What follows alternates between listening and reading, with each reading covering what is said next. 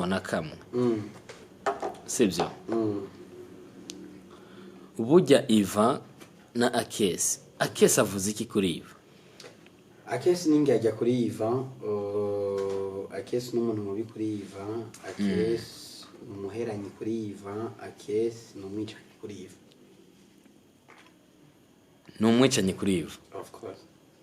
Kubera ko uno munsi Iva agikorera Akesi. Pour dire que jewe na brother birababaje cyane kubona nk'umuntu ajya kuri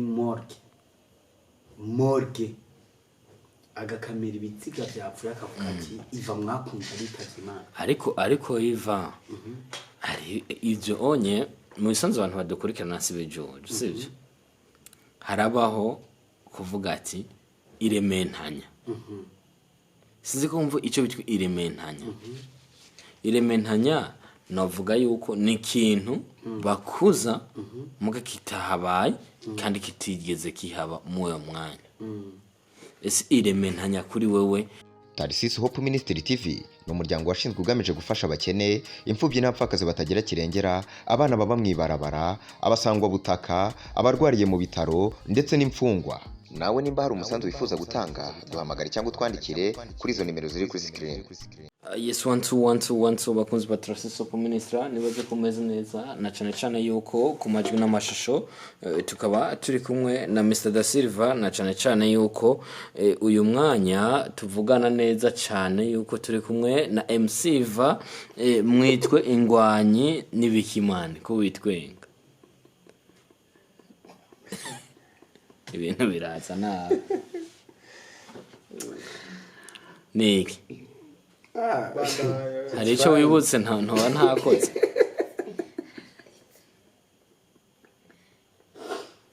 burya Akesi ntabwo arira gusema kurindirira kuri kamera ntabwo ari ibintu bisanzwe. Iva vipi? I'm fine. Bo tugeze isaha 6 tukiri kumwe Iva kugira dukore ikiganiro. Bon, it's good parce que ibaza yuko umuntu twacanye muri byinshi cyane kandi n'ubu turacabishana birasanzwe cyane rero nubwo waba ari saa 9 z'ijoro ikintu ngije ni presentation ya iratesa kandi ko haje oya ntuzu bivuge kubera agashinyaguro. Oya en fait bon ikintu cyambere kintangaje ni kubona Da Silva yaho ari umukameramani wanje akaba ari umupresenter ariko arankoresha ikiganiro nkongera nkabona umukameramani n'ubone ni ibintu juste ni ibintu usanga bitangaje cyane ariko kandi ni ibintu byerekana yuko umuntu ari mu to service. By the way rero kadagushimire cyane nongere shimire n'abakunzi ba Tarisisi Hope Ministry ibaza yuko neza cyane uno munsi wandutiye benshi sibyo no bivuga uko uno munsi wandutiye benshi bashoboye kuza kunshigikira mu kantu ngera kagakogwa runaka nari nashoboye na cyane kubasanzwe bahurikiye muri Tarisisi Hope Ministry kuvuga ati umuntu akeneye guterama akeneye kuzana umukunzi we bagaterama bakanywa akantu kamwe cyangwa se tubiri washoboye kuhagera ku buryo watweretse ibintu bigiye bitandukanye na cyane impano usanzwe ufise. Iva baraca umugani mu kintu ati nta ugenzwa na kamwe sibyo burya Iva na Akesi avuze iki kuri Iva? Akesi ningi ajya kuri Iva,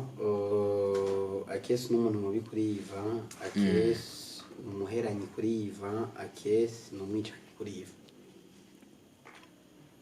N'umwicanyi kuri Iva? Of course. Kubera ko uno munsi Iva agikorera Akesi. Sinkorera Akesi jeyo. Ukorera nde? Ukorera Wakalayi TV? Ukorera Wakalayi TV. Muga mu isanzwe n'umukorera Wakalayi TV ni kuvuga uyihurikiyemwo cyane se umutwe wayo ni Akesi. Uheruka inzira muke. Akesi wafise Wakalayi TV umuntu. Of course. Urazi gituma mvuze iryo jambo? Je uno munsi Akesi twayaza. Sibyo? Arambwira ati mwiki kibanza uza kuba urimo ndaza kuhagera ariko ndamubwira ati arambwira ati bivanye n'ibiganiro neko nda exporta nibashaka nzobasha nk'uwo bivanye n'ibiganiro neko nda exporta ndiko ndakora ni kuvuga vya Akesi Ivan nyene. vya Ivan ibiganiro by'iwanje arambwira ati sinzi ko nza kuronka umwanya eske hagati ya Iva kuva muri Wakalayi TV na Akesi nicaye ikintu nyamukuru igituma Iva avuga ati ni njyajya n'umwicanyi. so that's it nibaze yuko Wakalayi TV wayihozemo kandi ufite byinshi uyizimo cyane gose Neza cyane. kandi Wakalayi TV ntabwo ari umugeni kuri wewe kandi Wakalayi TV n'amadolari dohembwa kuko yaba duhembwa amadolari ntituba dufite isura z'uburofa nk'izi rero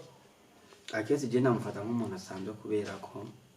ahakwa gusumbwa ubuzima n'umukozi wiwe so rero je Wakalayi TV tundayifata nka company ikomeye ariko yabuze abayidirije rero Akesi je nta birebire no muvuga kuko nimba yarananiwe na responsibility yo kushobora gufasha umukobwa babyaranye ari we Sauda uyu mwanya ari ku makamera ariko ararira nk'imfuvyi umwana yabyaye ariko atora utwajya mu mayarara yo mu buterere sibaza yuko yota ku ja ku sponsoriza Iva parce que jewe Iva ndi brand ikomeye Neza cyane. no industry ndayimazemo imyaka ine ndi muri filme ndi muri mwitangazamakuru maze gukora byinshi bigiye bitandukanye kandi maze guca ku mateleviziyo menshi agiye atandukanye Akesi nivyo yarafise ibyo yamfashije kandi ayimushimira nk'umubosi wanje vraiment ahari yubaho ariko kandi ndamugayira ibintu bikomeye cyane yashatse gukora byo kunyica mpagaze ibyo rero ni nayo ntandaro ya byose yo kugira ngo Iva ndamwica gihagaze kugira ngo ntashobore kunyishyuza amafaranga ndamufitiye wewe nyine wavuye muri Wakalayi TV usiga ungana n'urushinge ariko usiga ungana nk'imvubu isigaye ijya umenye usigaye ujya bon rero Akesi rero bon jewe kuri jewe ntacavuze ku buzima bwanyu ntacavuze kabisa Neza cyane ndazi yuko ibintu kuri abivuga ufite ubwenge bwawe bukwiye na cyane cyane yuko uno munsi wantembereye muri Trasiso Minister dufite isaha zitandatu tukiri kumwe ariko urabizi neza yuko umuntu wese arira mu kazi na cyane cyane yuko duhimiriza abakunzi ba Trasiso Minister yuko bashobora kuba baza tukaza duteramana nga sivyo nkuko byabaye uno munsi ariko ikibazo kimwe ni ikibazo cyitwa ati baratora na cyane cyane kuri Akesi ese ikintu cyitwa ngo baratora kivuze iki kuri Iva sinawe ikibazo neza baratora genre dans quel sens na cyane cyane yuko uyu mwanya tumenyere ko Akesi yari mu rukundo na Sauda ariko uno munsi bakaba bari mu rukundo na Keke so nta birebire cyane babivugaho Akesi kuba ari mu rukundo na Kevin ntabyaragaragaza cyane gose uretse yuko jewe mu bibazo nagendagira abafana ba Wakalayi TV abafana ba industry y'u Burundi ya 257 baragiye barakurikirana ibintu byinshi bigiye bitandukanye byagiye biranshikira harabavuze ati Iva ntafungwe byari bikwiriye harabavuze ati Iva gupfa kwiwe ni ibintu byari byarateguwe harabavuze ati Iva kugirirwa nabi kwiwe ni ibintu byari ko birategurwa na Akeston ari kumwe na Muco Light donc kuri jewe ndabikonsidera nk'ibintu bisanzwe cyane parce que mu bihe by'umuntu habamwe ibihe bibiri habaho igihe cy'ubugaragwa n'igihe cy'umuco iyo umaze kugira mu gihe cy'ubugaragwa umukunzi ntaba kikubona inshuti ntaba kikubona umuryango ntuba ukikubona ariko kubera ko Imana atari Dasilva cyangwa atari Shema cyangwa atari Sandrine rimwe na rimwe birashika ugasanga Imana iracishije mu zindi nzira zayo pour dire que jewe na brother birababaje cyane kubona nk'umuntu aja kuri morgue agakamera ibitsiga byapfuye akavuga ati Iva mwakunze bitazimana ariko Iva ari ibyo onye mu bisanzwe abantu badukurikirana si bejoje sivyo harabaho kuvuga ati irementanya sizi ko mvu ico bitwa irementanya irementanya navuga yuko ni ikintu bakuza muga kitahabaye kandi kitigeze kihaba mu uyo mwanya ese irementanya kuri wewe bivanye n'ivyo wakala TV ora yuko urazi gituma muziryo jambo Iva ku kintu cerekeye mu gihe mushobora gukora mukavuga ati ntiyamara naka yitavye Imana urazi gituma mvuze iryo jambo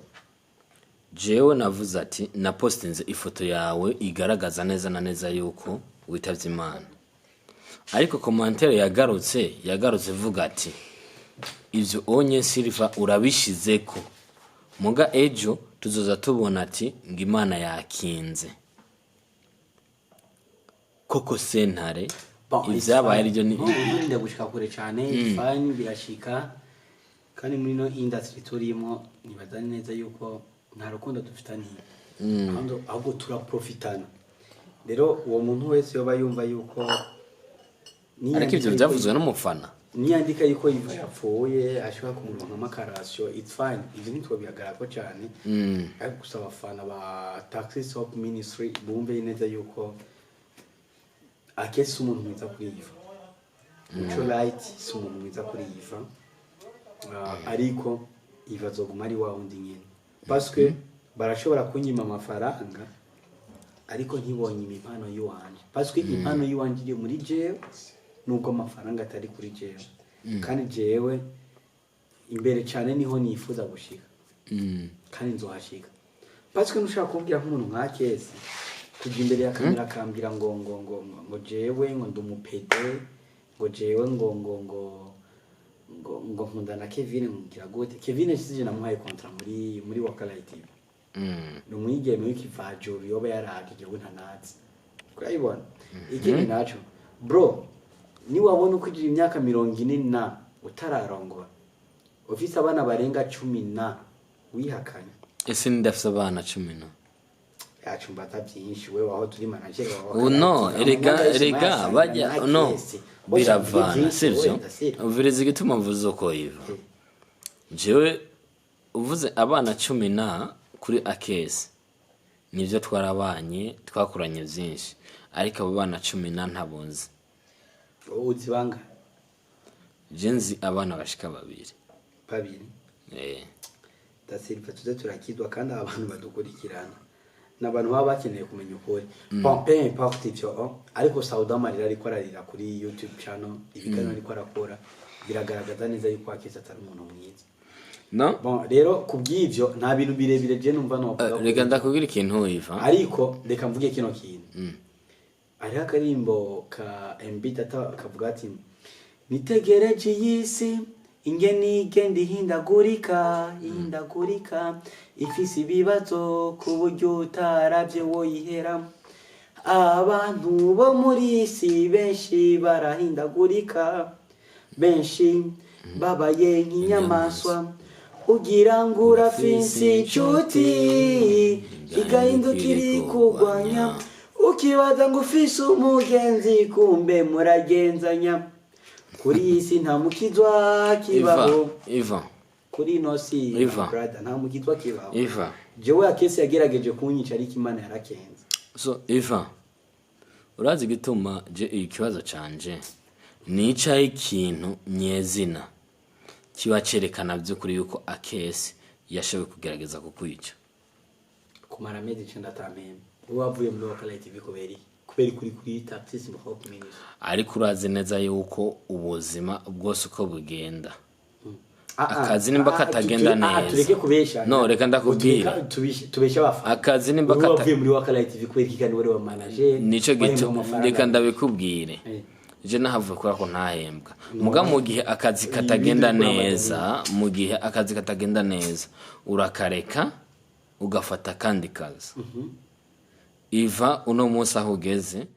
Taxi Soap Ministry TV ni umuryango washinzwe ugamije gufasha abakene imfubyi n'abapfakazi batagira kirengera abana baba mwibarabara abasangwa butaka abarwariye mu bitaro ndetse n'imfungwa nawe nimba hari umusanzu wifuza gutanga duhamagare cyangwa utwandikire kuri izo nimero ziri kuri screen.